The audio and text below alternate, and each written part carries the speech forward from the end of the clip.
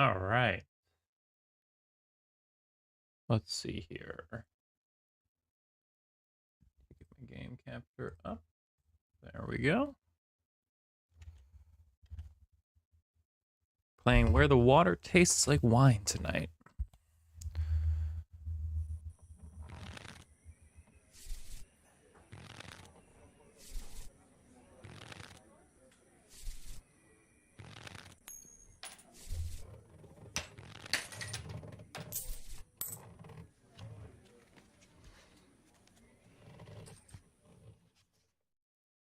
Night has fallen and you're weary from travel. Stars fill the sky above, and in front of you is a brightly lit wooden house, the only building you've seen for days. All right, we're jumping right in here. I want to make sure my captions are working really quick. Let me see here. I need to see what it looks like. I'm just gonna keep yapping a little bit. Yap, yap, yap, yap, yap. Let's see. Why are they not showing up on stream? Do I have to enable them? That would be weird. Huh. That is a problem for another day. Okay. I'll figure that out some other time. Not like my 0 viewers are begging me for accessibility options. I'll get them on if once I get a consecutive viewer. Where's? Oh, there we go. All right. I guess I'll go to the house. Hearing the sounds of laughter and talk as you reach the door and push it open. I want to hear this guy tell me. I want to hear this voice actor tell me stories as I fall asleep because, goddamn, that voice.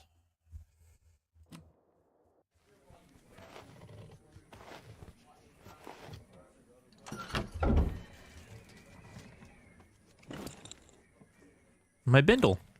Oh.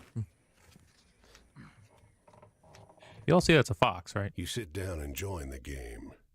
It's a cheap buy-in, and not many of the other players are very good. The lady fiddling with dice gets good cards, but has no real strategy. The man to your right seems to just hold on to the highest cards he has, regardless of suit or any consideration of matches. The man in gray across from you, though, he's good.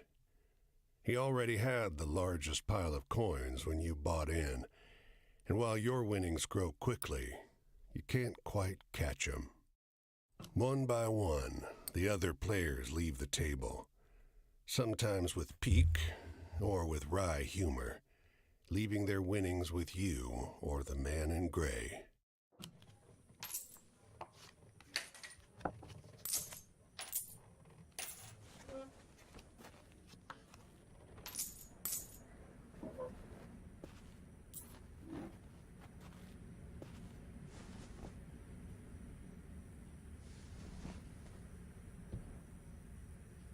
Finally, it's just you and the man in gray.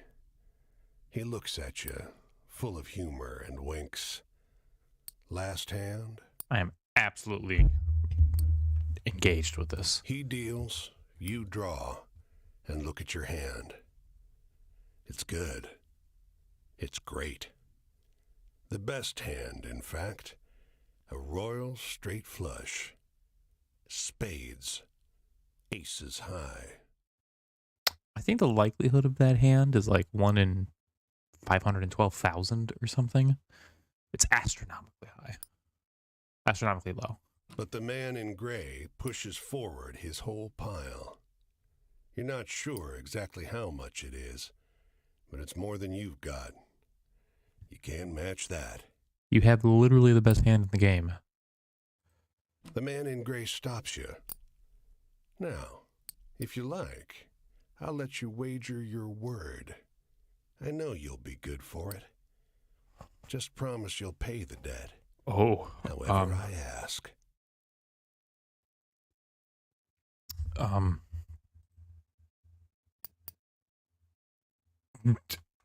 If I've learned one thing from all of my readings of folktales, it's that you never give that up. Yep. 10, Jack, Queen, King, Ace. All spades. I don't have a choice. All right. The man in gray smiles. All right, then. I'll call.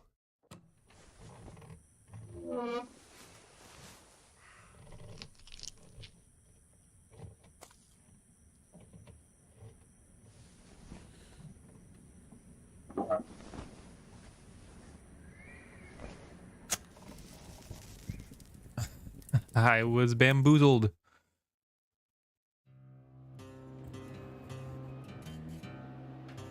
Well, your luck wasn't so good, was it? That's quite the hand, but not for the game we're playing. I'm afraid you owe me. Your life, sure, but more than that, your labor. You see, this land is built on stories. It's one big story, this country, woven of many small ones. Few of the small ones are strictly true, and the big story is mostly a lie. Oh, I can fuck with this song.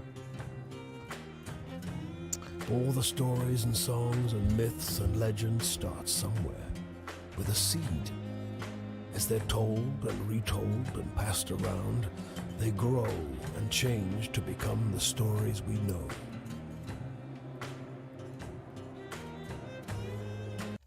I just realized I forgot to post on socials.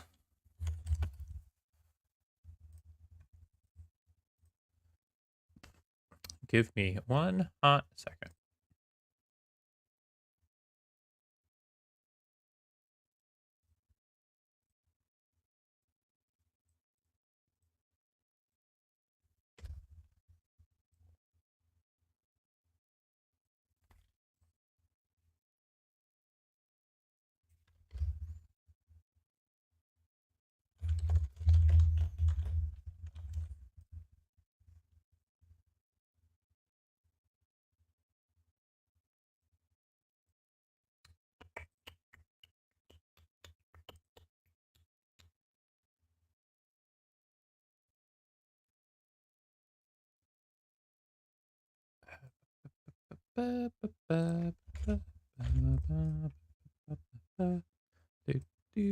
Do.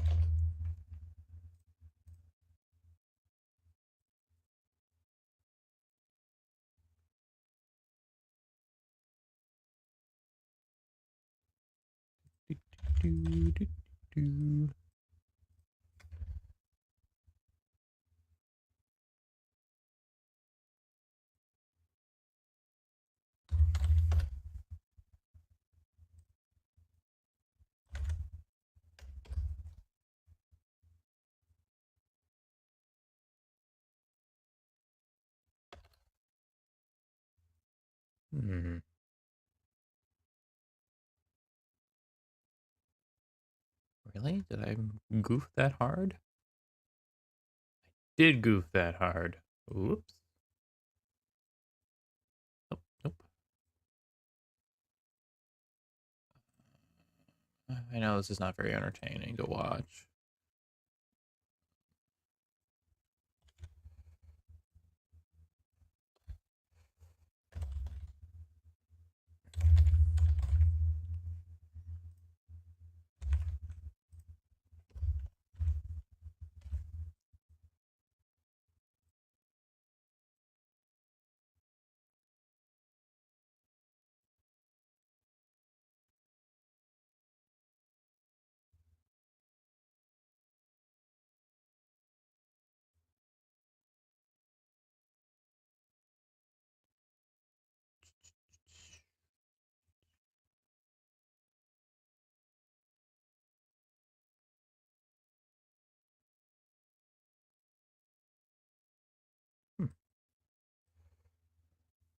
Alright, I'm almost ready. This is boring to watch. I am sorry.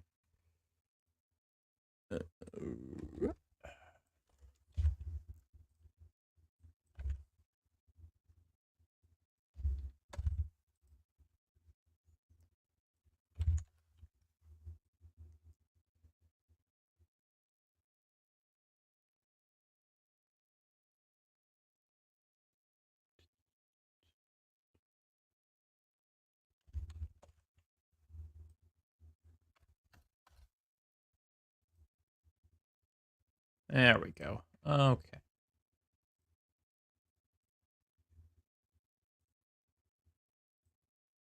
Okie dokie.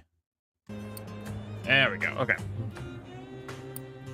To pay your debt to me, you'll be carrying stories, finding the seeds first and then spreading them, telling them onwards so they can begin gaining strength. Oh. This is no light task.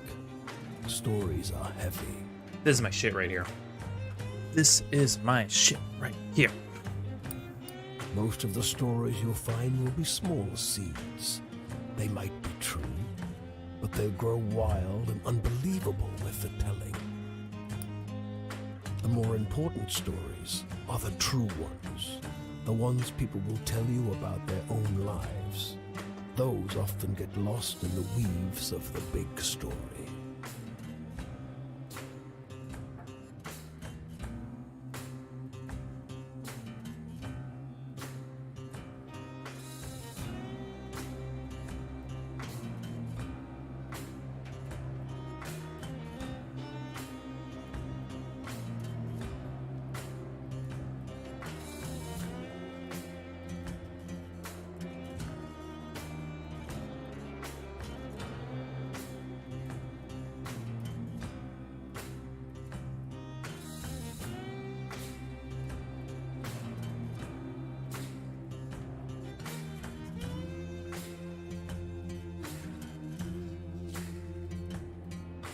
I'm just listening to music right now. I'm loving this music.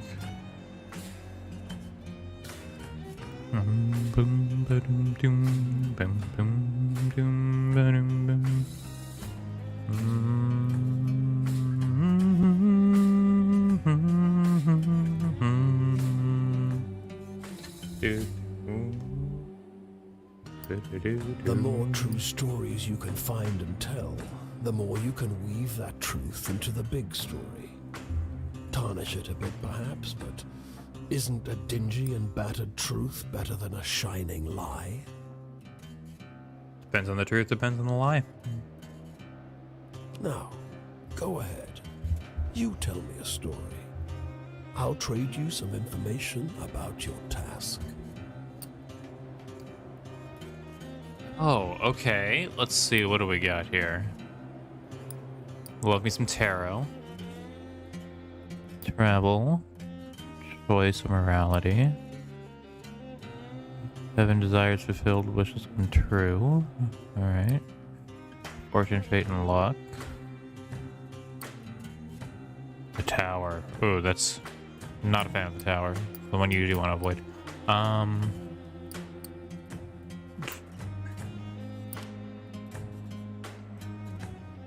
Oh.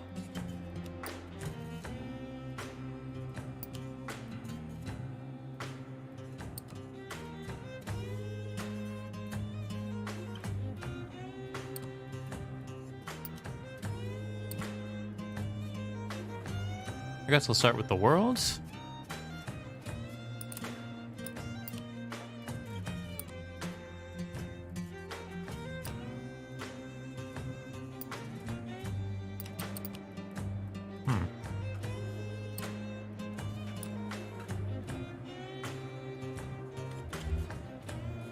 Where's my...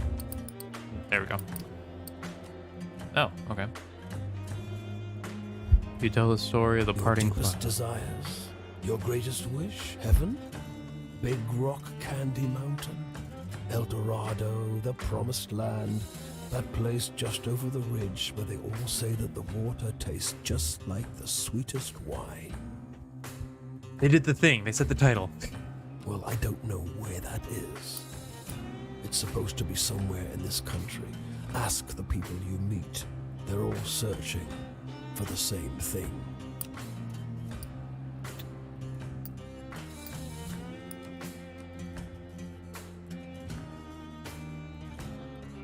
Travel? That's your job. Wander from place to place, gather those stories and spread them. People get bored hearing the same stories over and over.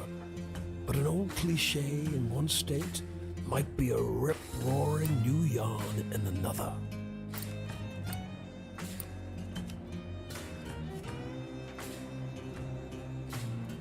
It's just luck. Funny how bad luck seems to follow the folks who already have problems aplenty. Well, try your luck out there in this country. See how the dice treat you. It's not all bad. You'll have to work hard, but I'll give you the gift for seeing the true shapes of people. Not many who can do that.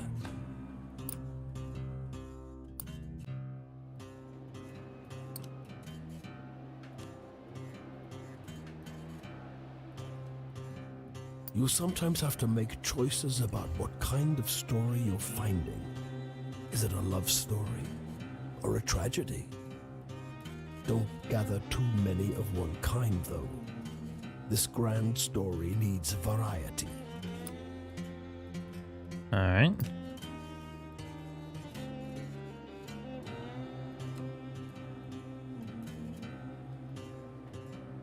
I'll strip away your flesh to make the journey easier, but still you'll feel pain. Way back up. What? Hunger, weariness, thirst, and despair. They're all part of stories, the part not often told. And death, yes, but don't worry. As long as your task remains, you come back. Go on your way, Seeker. Maybe we'll meet again, or maybe not. Either way, it'll be an experience for you. I'm jealous in some ways. I hope you find what you're looking for.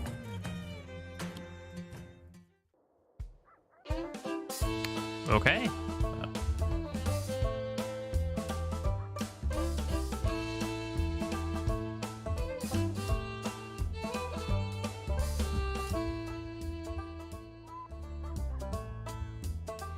Well, I'm gonna scrawl my name on the bare bones of the earth. I'm gonna dig my heels into the ground. 'Cause when that ferryman come for to tally up my worth, I won't leave much behind to drag it down. I hope this doesn't get DCMA'd. Well,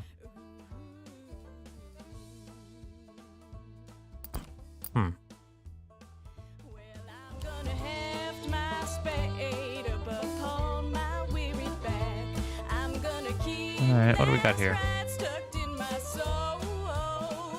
'Cause when my coals burn low and my trains run This out, bungalow is being ransacked. There's furniture piled in the front yard, ammunition heaped under the mailbox, and a crowd of clean-cut men ripping apart a car in the driveway. The two heavily armed, mud-caked women leaning over the porch railing share the same bored grin. One shouts at you. "Lend a couple innocent gals a cigarette?" You are about to hand her a smoke when those men draw pistols and shove you hard into the dirt. You know these girls? I don't. Once they've dumped your bag out into the road, they decide you're harmless. If you were selling booze too, you'd have a lot more cash, sneers one. On the porch behind him, the two bootleggers are fingering their empty rifles, grinning in disappointment. waters of this land, and by and by, Are women arrested for I'll see bootlegging? them far and long. 'Cause when the night come down for to take me Can I go to Canada? hand, this will be my tale, my vagrant song. Nope. This will be my tale, my Oh. vagrant song. Alright. By having adventures, you'll begin to collect stories. When you meet characters, they'll ask you for different types of stories. Tragic, hopeful, scary, thrilling, or funny. Remember what sort of adventure you had? You'll know what type of story you got. Stories will grow and change as you tell them. Once you tell a story to a character, it will be out in the world. You may encounter someone else who will tell you a better version of it. These better versions will be more entertaining when you tell them to characters. But be sure to tell different stories so you have a chance to grow them all. Stories you get from characters are wild cards. They'll fit any of the 5 categories. However, telling them will not cause them to grow, so use them sparingly. You know, as you're giving up a chance to spread other stories. All right.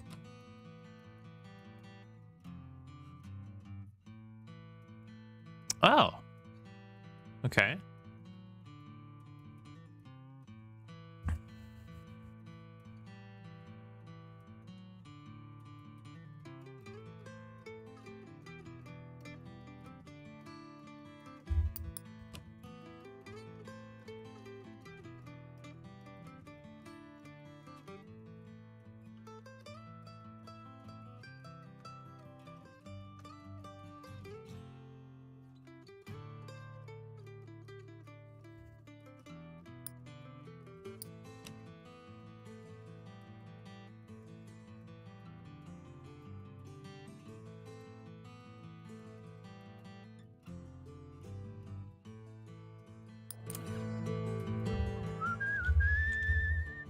Um.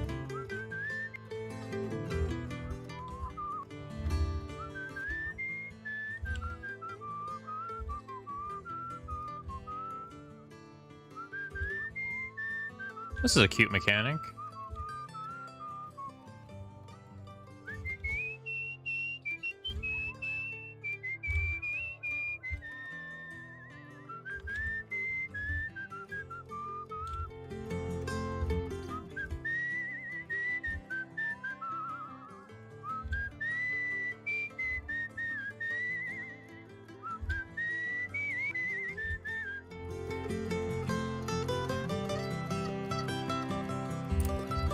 Controls They are a don't little come weird. Every year, you know.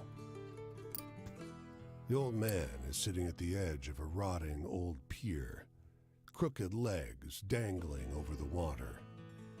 He watches a pair of seagulls preen and groom each other on a rock, just when the fishing is going to be good. He taps great, black, thick globs of spent tobacco out of a huge ceramic pipe. I got another year, I guess. Another year of this town being here, he replies, letting a grin spread across his face. If the seagulls came, that means enough fish to keep it in place.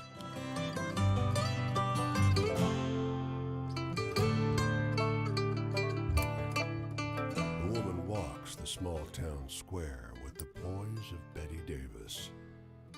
The confident stride and inimitable mannerisms elevating the sidewalk into a plush Hollywood carpet. And wrapped around her neck, a yellow velvet ribbon, bright as an ocean sunrise. Oh, the Traveler. You question a well-dressed man parked outside an oyster house. Prudish woman. I took her on a fine date and she didn't remove so much as a ribbon. Excuse me, can you step back from the coupe? That's the spirit. You decide to seek a second opinion. You talk with a waitress smoking outside a diner. Something funny about her. Just showed up one day. Doesn't work, doesn't live anywhere as far as I know. Just around. Myself, I'd love to know who made all her beautiful clothes.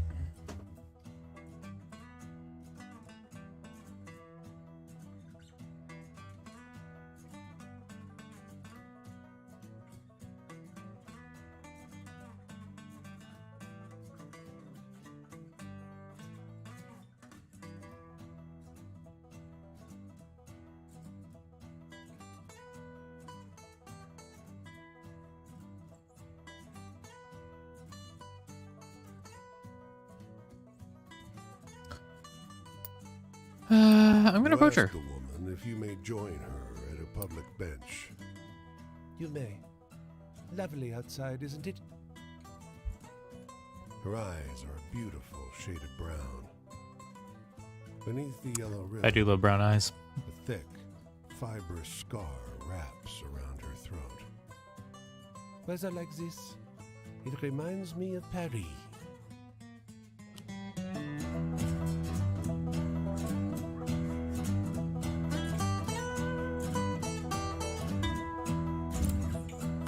You can see storm clouds on the horizon, and you don't relish the thought of being caught wandering this rocky seaside road in the rain.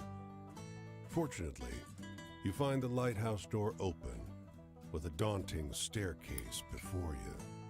At the top of an ornate wrought iron spiral, you're breathless and feeling the strain on your knees. Rain already batters the walls outside. You can only knock on a heavy wooden door leading into the upper level. Muffled voices and light seep in beneath the door. "Looks like we got a visitor." Sounds like a man's voice, deep and rough. Well, behave yourself. I'll open the door. Another man, this one with a higher, more sonorous voice. "I always behave myself." He feigns indignation, but his tone betrays affection instead. After a moment, the door unlatches from the inside and opens. The man before you is tall and muscular, with a hint of a paunch beneath his wide chest. The heavy iron knob on the door looks nearly dainty in his huge hand. Didn't want to be out in this rain, did you? Come in. Despite the rough exterior, this room looks like a well-appointed parlor. There's a rug on the well-trod wooden floor and an enormously plush couch. And sat upon it is a stocky fellow grinning through a great hazel-colored beard. "Tea?" he offers, hoisting a teapot. Oh, we manage. The tall one sits on the sofa, casually wrapping an arm around the other lighthouse keeper. The quiet suits us just fine. "He needs his quiet time. He's a writer."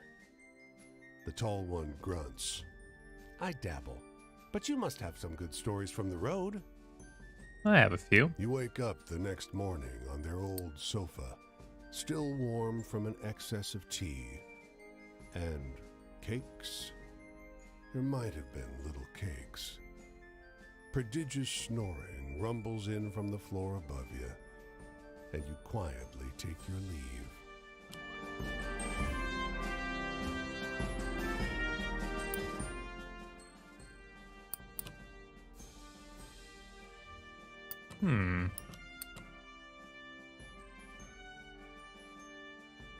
Why is it flashing like that? Would that be the anti-aliasing?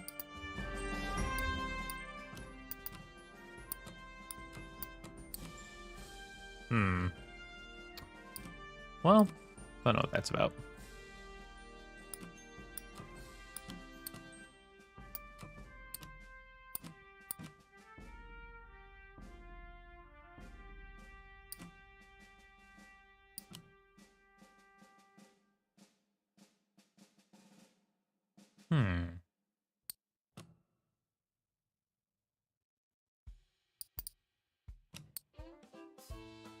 Oh, I'm in Maine. I thought I was in Washington. All right, well, let's see. Oh, I missed a story. Gotta go back. Ah, I see it.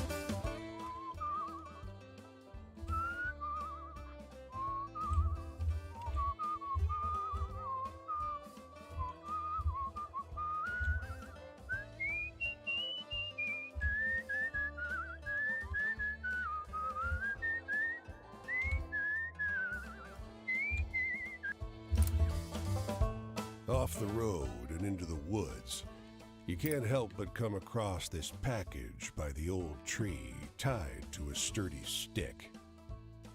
The cloth wrapping conceals, though not particularly well, something large and softly unsettled. Little eyes blink back at you from inside the bundle. Is there a kid in there? The shape gives a start. Please don't Oh, is tell your- my pa that I'm in here. It says in a small voice. He's running away. Pa doesn't want to live with us anymore. But I want to go with him. Don't tell him, please. I'm hiding. His father must have been here at some point, but you sure can't see him now. Please go. He's coming back any minute. says the boy, growing agitated. He's gonna see you talking to me. Please, go! He only calms down when you leave. You don't see another soul for miles.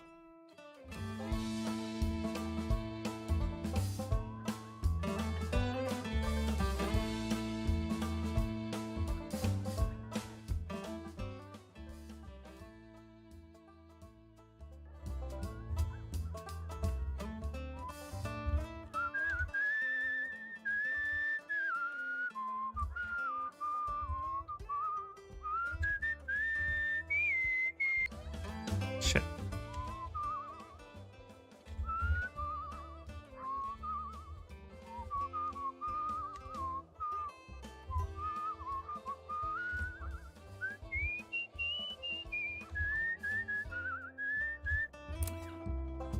Outside the small thicket of apple trees, the phrase "tended to by John Chapman" is carved into a fence post. Nearby, a hound lies on its side, perfectly still. Flies I hope the dog's buzz okay. around its ears. But a grizzled man pauses at his digging to shoo them off. There's an extra shovel. With it, Aw. the two of you make short work of the grave. He tells you about his beliefs, why he's raising apple orchards in the middle of the country. It's a sin to graft, he tells you. Hurts the tree.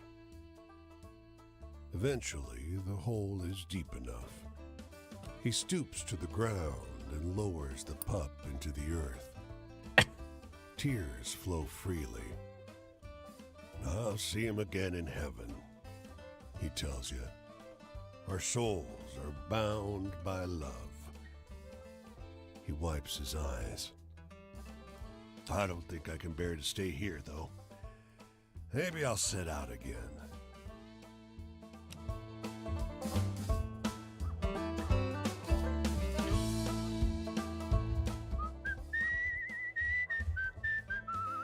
That was really sad.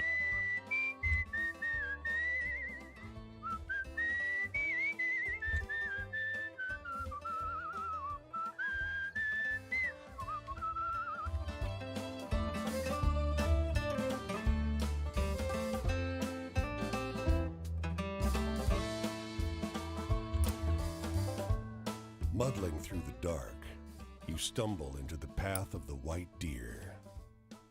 Its beauty strikes you at once. It is something otherworldly, beyond borders, a moon swimming in the void. Human shouts not far away break the spell. The deer's ears prick up. This thing is being hunted. You know a way out of here. As the hunter's cries get louder, you approach the deer carefully, palms outstretched. As you grow close, your features become clearer in the light of the deer's aura. It bolts into the path of an oncoming train.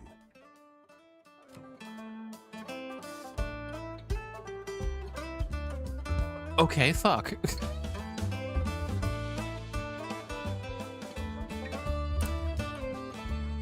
He leans against a fence and turns to face you as you pass him by. At his back is a bag full of bird seed. He assures you that the gawky birds perching on his body are the last remaining passenger pigeons. They look extinct to you? You're not sure those dull gray pigeons look anything like the pictures you've seen of passenger pigeons, though you can't help thinking they stare at you a little too intently. Say, you like birds? Passenger pigeons are wild. Apparently, there used to be flocks of them so large they would blot out the sun for hours. Literal hours. I say it would travel across the plains. And like they would leave such large piles of guano that people would need to fertilize their crops. They just wait for the passenger pigeons to come and shit all over everything. They'd also defoliate a lot of their crops and stuff, but we ate them all. Every last one. They're lovely creatures. Guileless, really. Hunted damn near to extinction, weren't you? He strokes one of his birds under the chin. You think you see drips of blood flecking the creature's dirty gray head. You sense it's about time you start moving on.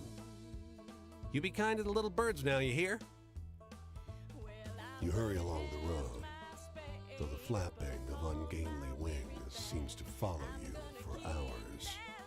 Stuck in my soul, 'cause when my toes burn low and my trains run out of track, there'll be no one else to dig my hole.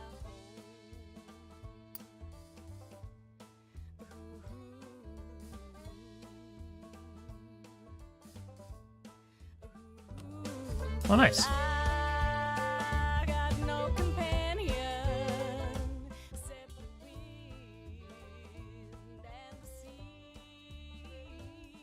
And when I'm gone and dead, they're the ones who'll bury me.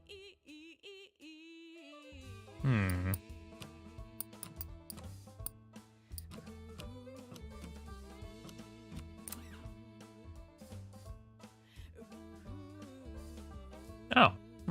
Okay. Well, I'm gonna cast my stones over the waters of this land. And by and by, I'll see. Guess I'll go to the shores of the Great Lakes. 'Cause when the night comes down, Oh, damn. take me hand in hand. This will be my tale, my vagrant song. This will be my tale, my vagrant song. The hotel is an old manor house that's seen better days. A grand structure surmounted by a gambrel roof that dwarfs the house itself. It's eerily still, but for two boys at play. Each one so small and light, they barely leave tracks in the deep snow. They seem old for their size, around 10 years old. Though their clothes are mismatched, they're perfectly identical, down to the pattern of freckles on their pale cheeks. They conduct their games in eerie silence. The clerk behind the counter is old, and your room key is worn. But night approaches, and the price is low.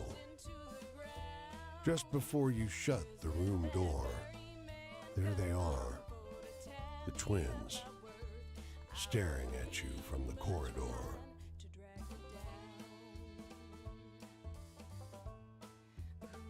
Spooky.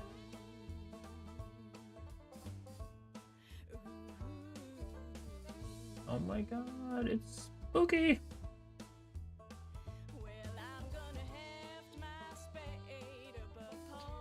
In the morning, as you leave, the clerk asks, "Did you sleep well?" Too tired to lie, you tell him about the noise outside your door, the trampling of small feet on the corridor outside, the dreams disturbed with violent and hideous images. "That's odd," he says, weak-eyed. "There are no children staying with us."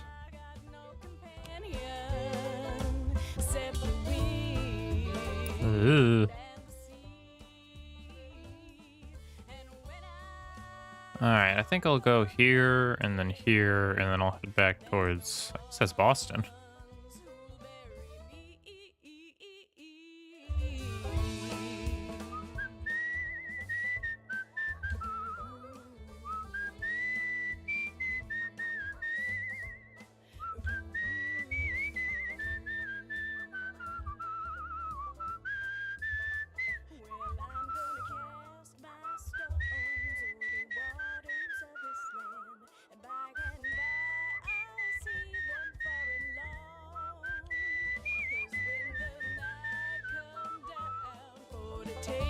Buffalo, New York.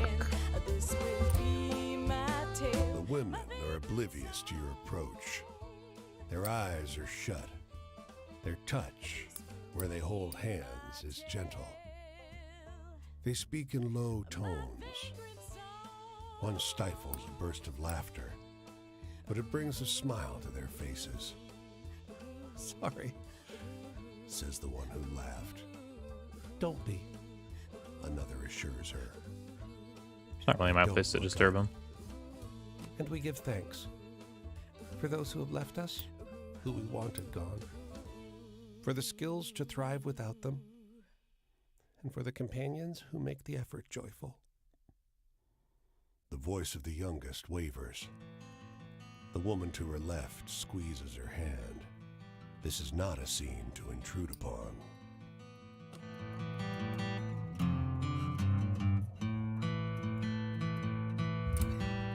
Clouds roll together to fill the sky. The lightning is so strong that it seems to open a path in the haze above you.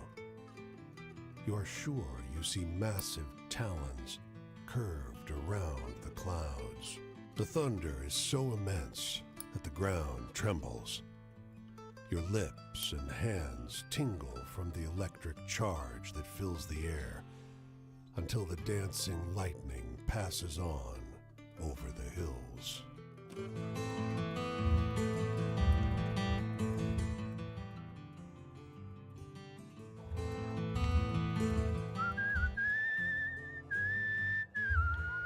Got a whistle.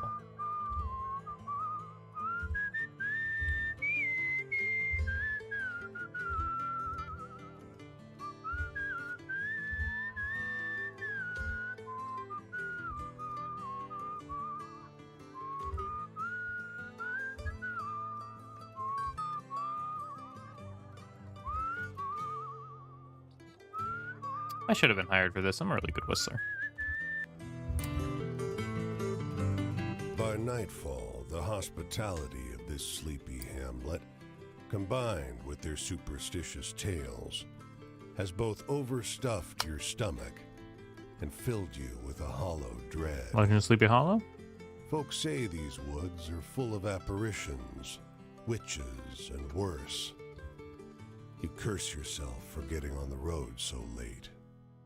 In the moonlight, every valley and hollow at the feet of the Tappan Zee seems like a stolen shred of the abyss itself.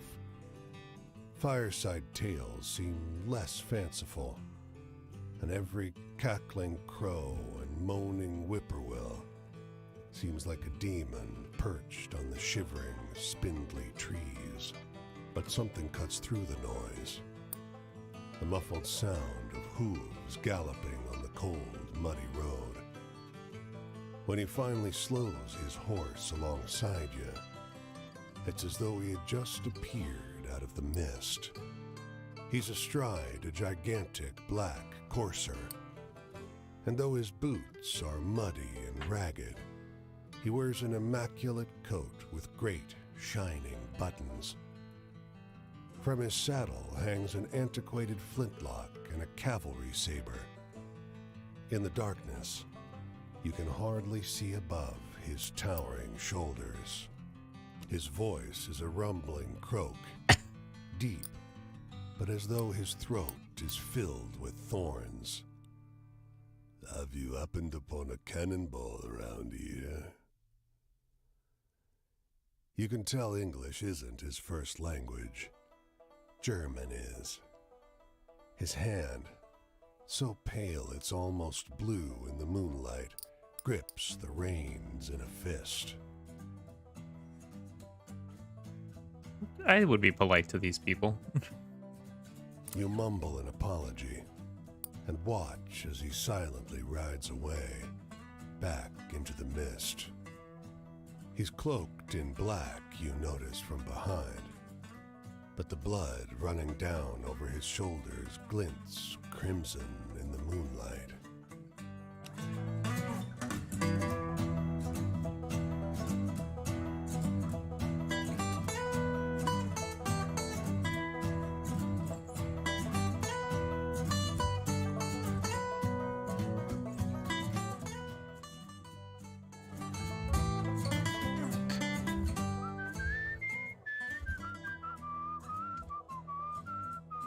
Is he singing a different song than the one that's playing?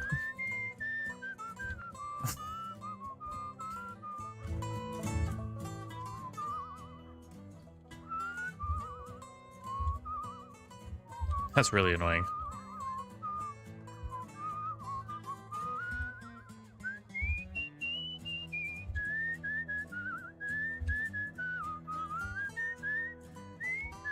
Oh, those are hobo signs.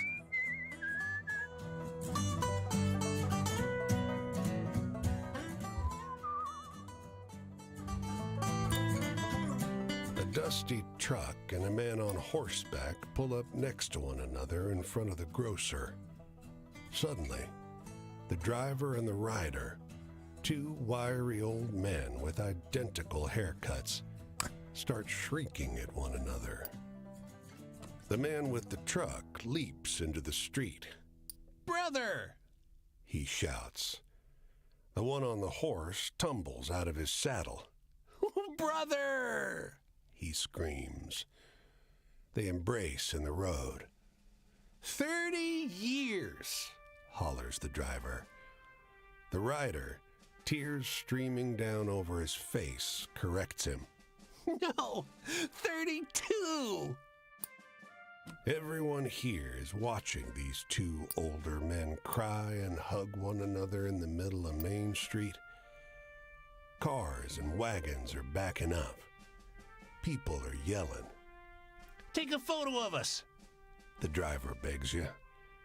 Starts hauling a tripod out of the bed of his truck. As you usher them onto the sidewalk, the driver says, Joe, I thought you were dead. the rider freezes. Joe? He blurts. I'm not Joe. The two men stare at one another, each slowly recognizing something alien in their mistaken brother's face.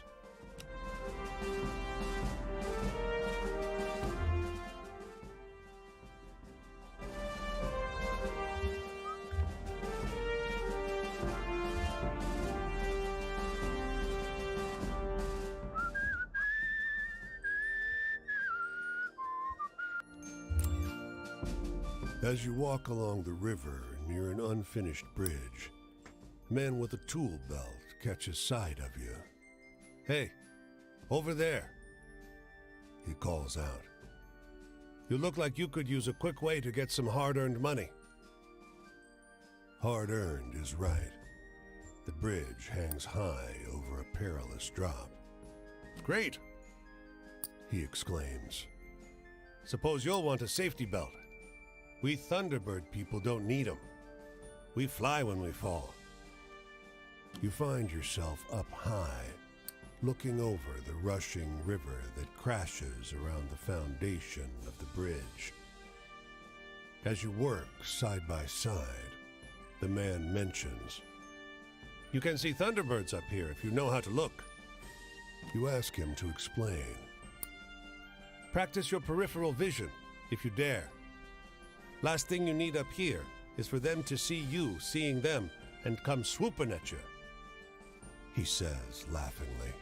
"You only see the clouds thicken. It sure does pass the time working." The man pays you well when you're done with the job. All right, what's this thing? What's a camp?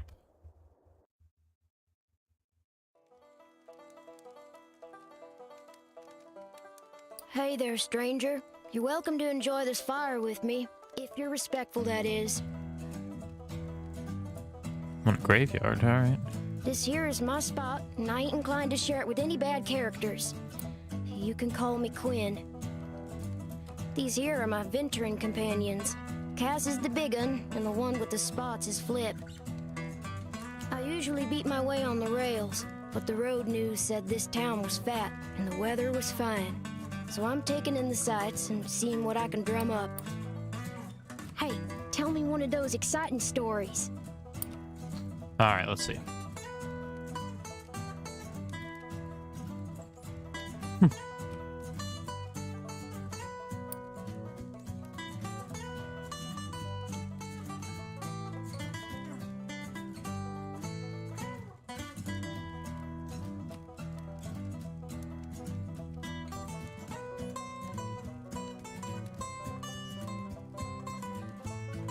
Alright. So the town is fat, and he's got 2 venturing companions.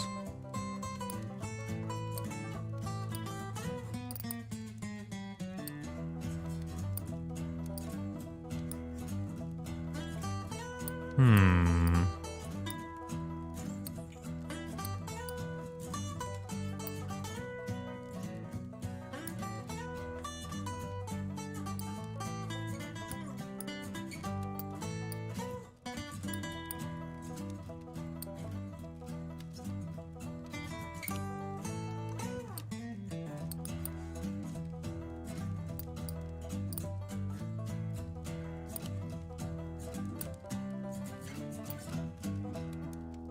Hmm.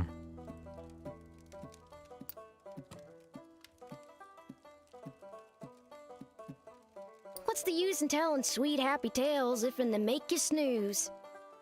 What's my future look like? I ain't looking for a traveling companion, if that's what you mean. I do fine by myself, so just stick to minding your own. I'm in the mood for something real funny like. Funny.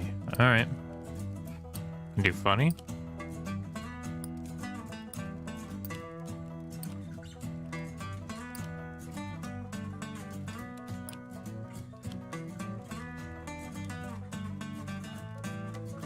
I'll remember that one. A couple good jokes can get you out of a fix sometimes.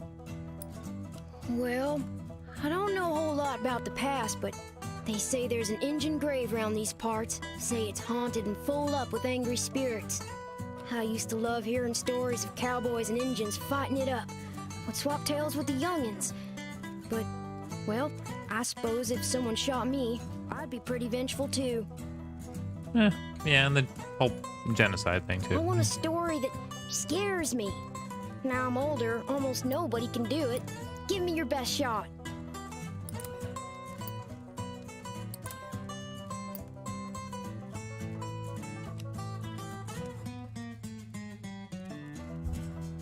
Wow, that's the stuff, stranger.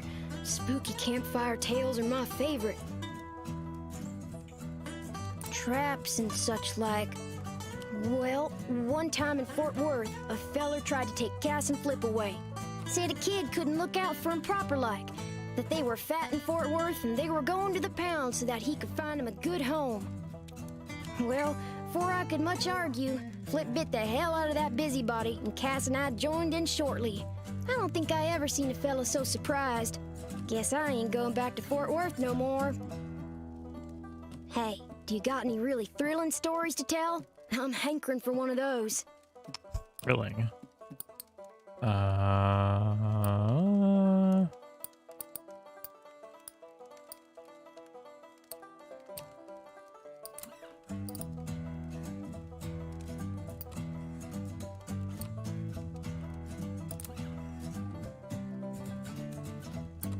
Thrills.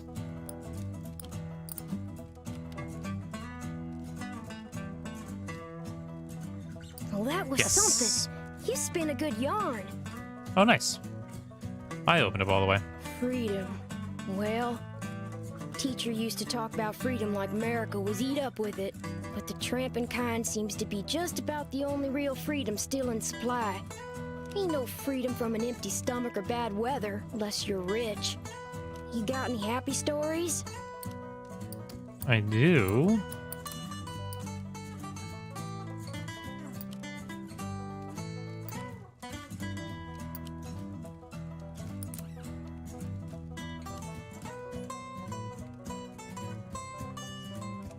Sometimes I need a tale like that just to remind me it's not all depressed out there.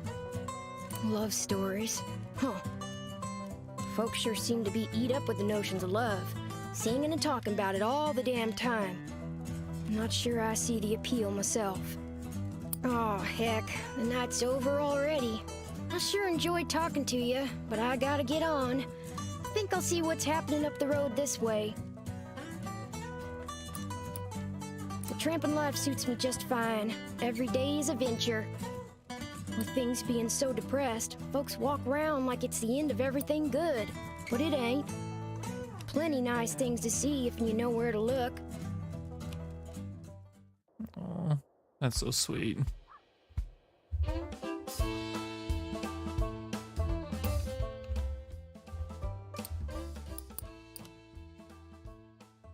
Oh, 237. Wow. Okay.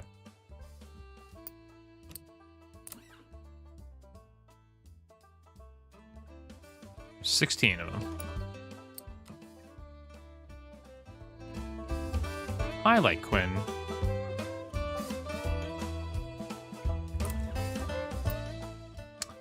Oh, all right.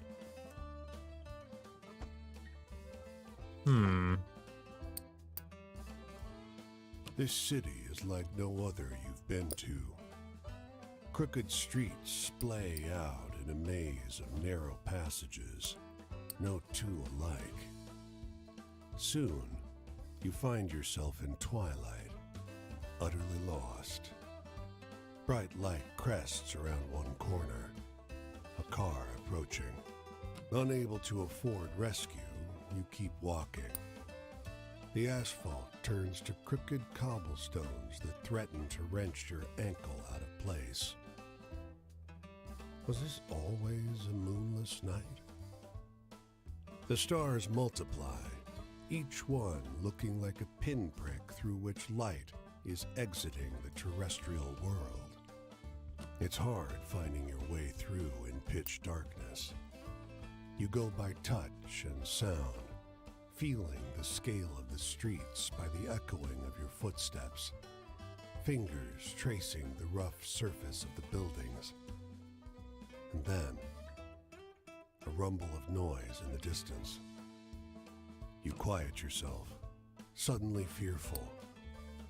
The clear sky tells you it's not thunder, but cannon fire.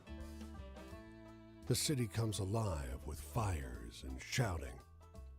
You find yourself trampled by a mob of men in thick brown coats, a phalanx of bayonets advancing up the street. Did this just become a ghost story? When you come to, there's no sign of the commotion, the war that you were just caught in. The comically shrill honk of a Model A running up the road startles you, and you crawl toward the sidewalk. Above, the sky is a sharp, cold, cloudless blue. Ooh, all right. I'm gonna look for work.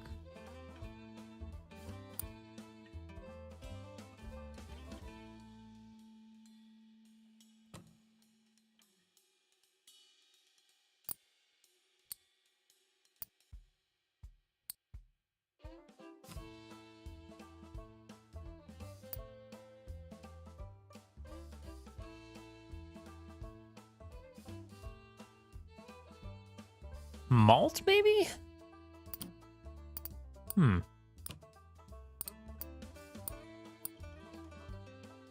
Oh,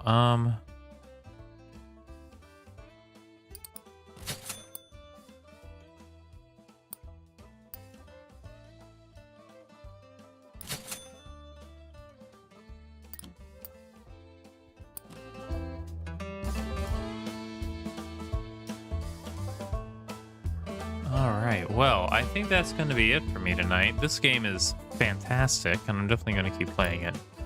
So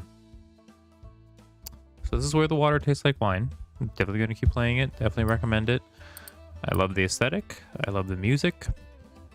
The little bite-sized stories, how they interweave with each other is very engaging. And I definitely want to take this vibe with me when I do some role-playing stuff. Maybe I'll do some Depression-era Monster of the Week. Although this, like, Call of Cthulhu might be a good system for this. I've never played Call of Cthulhu.